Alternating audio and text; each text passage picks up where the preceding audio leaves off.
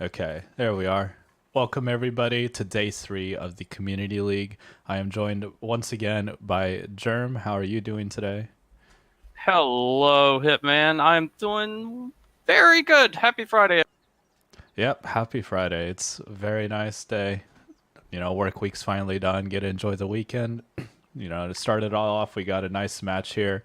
Paradox and Monarchs. Full name, I'm not even going to attempt to pronounce again because I always butcher it.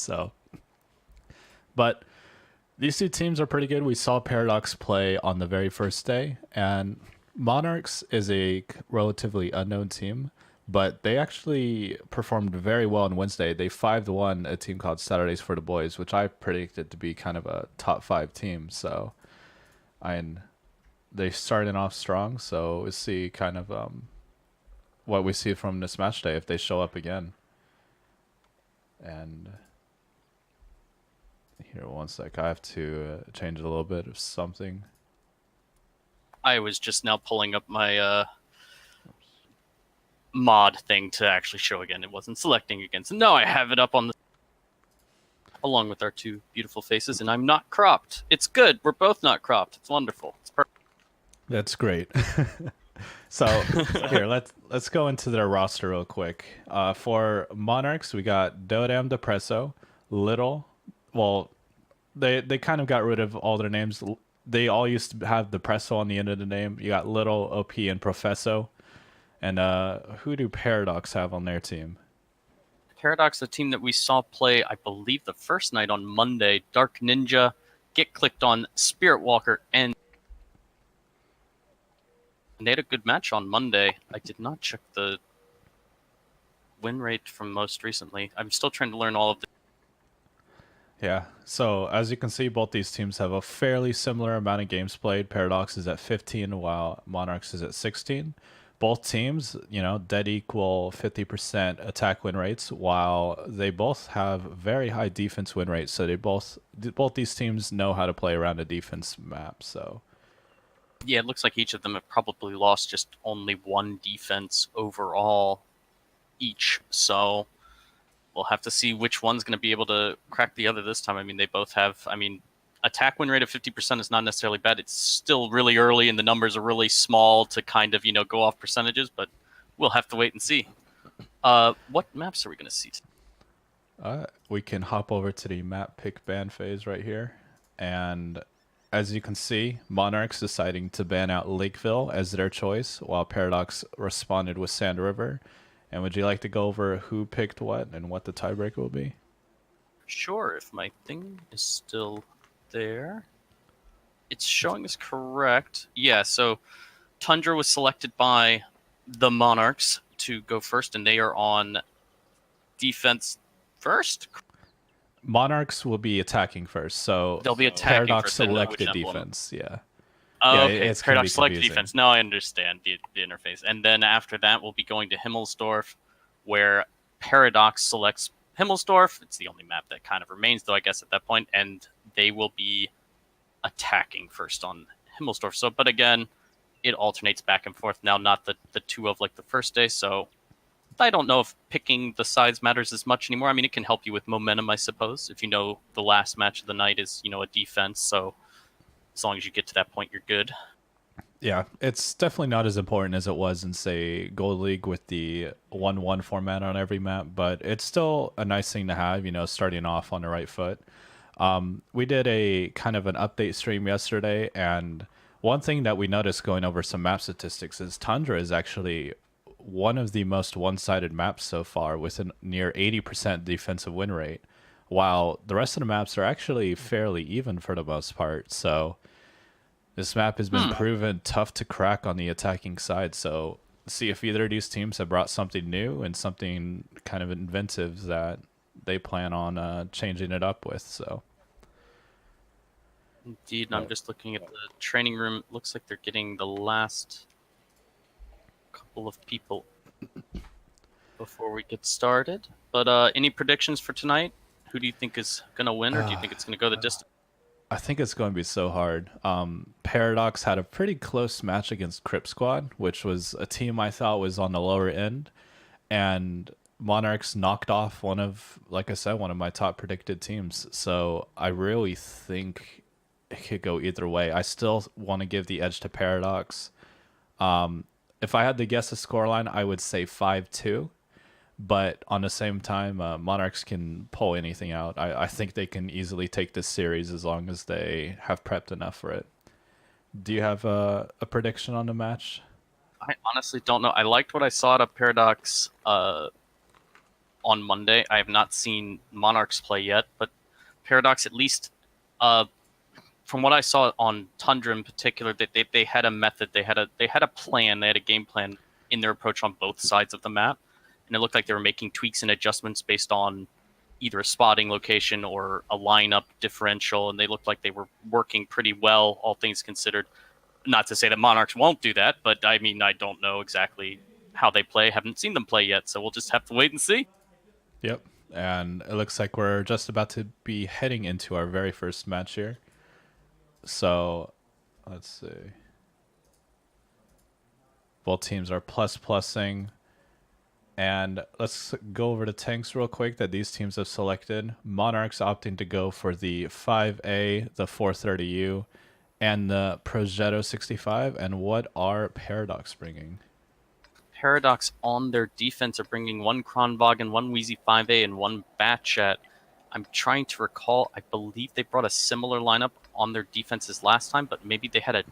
Except I believe they were running a Super Conqueror in place of the. I believe that was the only.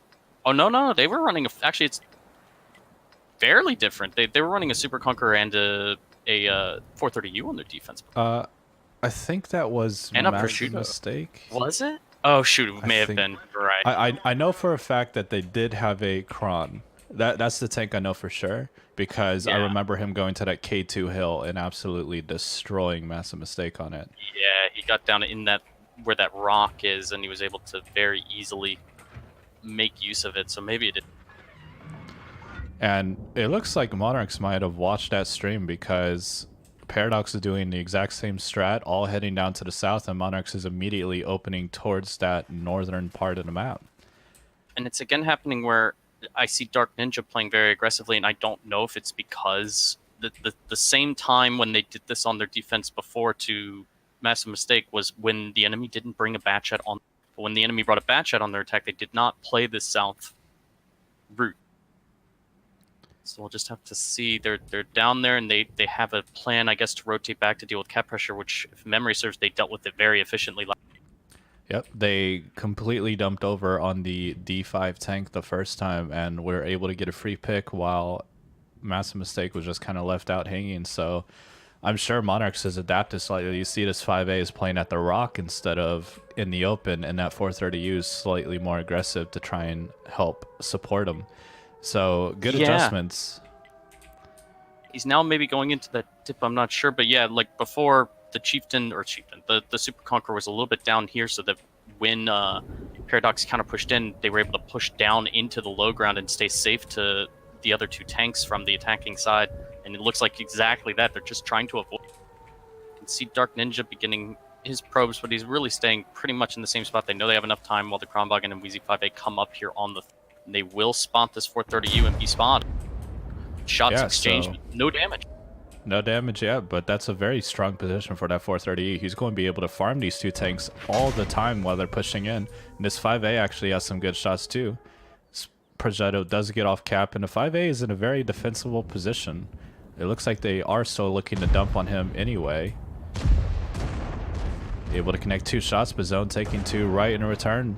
But it looks like Professor will go down to Dark Ninja here shortly. Yeah, just one more shot here, and they're able to focus down the gun. Now, Dark Ninja, I believe, has 3 left. He's going to try to get him out on the prosciutto and then probably run, or... Oh no, he's changed targets to the 4th. Looks like they're wanting to try and get this Batchat out of the game. Looks like there was a bounce, but the Progetto should be able to pick him up. Or he doesn't actually have the final shot, and that's 2 tanks to 1. And this should be going in favor of Paradox for the very first game. Indeed, you can see Dark Ninja there. It may look a little funny, but he knows that he can get out his full clip. He's already dumped half of it. He's just trying to kind of force the enemy into shooting him. once they started to shoot him, he finished the last shot in his clip because he knows they have to, and then his 5A and Kronwagen are there, and that's pretty much it. And he tries to block a little bit. Yeah, So and an easy 1-0 for Paradox on their defense. I honestly really like that attack from Monarch. It's just that I feel like that 5A abandoned what I thought was a very strong position in favor of, just trying to back out into the open. So it's tough because I think I want to say they had an advantage. They just missed a lot of shots and just weren't able to, stay in the defensive positions, and they ended up getting picked and destroyed. So can take a look at the post game here.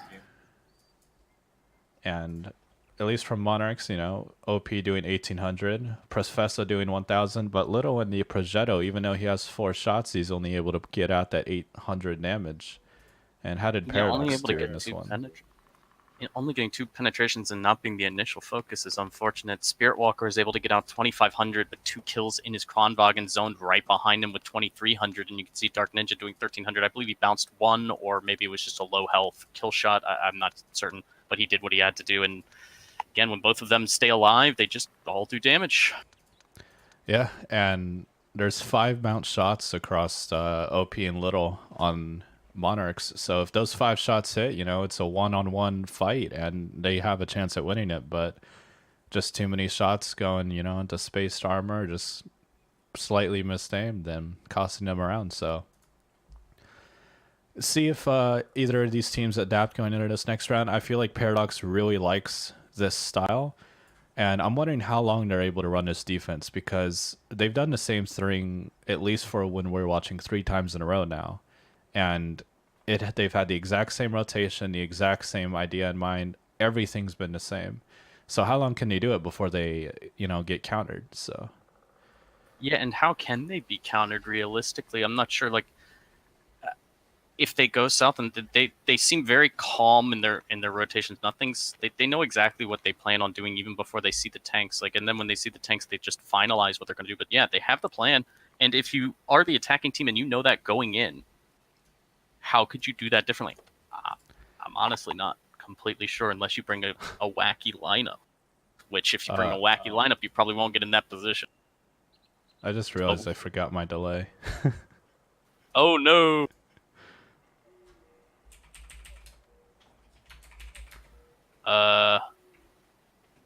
Do you want to put it on? So end your stream real quick. I'm going to be ending the stream, and then you guys will come. You guys will 7 minutes back stream, okay? If you would like to watch the battle again,